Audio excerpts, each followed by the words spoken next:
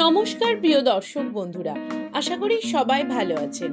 আমার পাঁচমিশালি রান্নাঘরে আপনাদের সকলকে স্বাগত। আমার আজকের রেসিপি পাকা আমের আমসত্ত্ব। এর জন্য এখানে আমি নিয়ে নিয়েছি দুটো পাকা আম।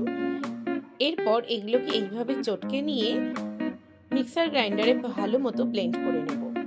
এরপর একটা ছাঁকনি দিয়ে এর আঁশগুলো ছেঁকে নেব, যাতে একটু কোনো রকমভাবে আঁশ না থাকে। এরপর কড়াইতে দিয়ে দিয়েছি সেই পাকা আম, সামান্য পরিমাণ নুন আর পরিমাণ মতো চিনি। এটাকে ভালো মতো একটু পাক করে নিয়েছি। এরপর একটা থালাতে কিছুটা তেল লাগিয়ে নিয়েছি, তারপর সেই ব্যাটারটা ঢেলে দিয়েছি।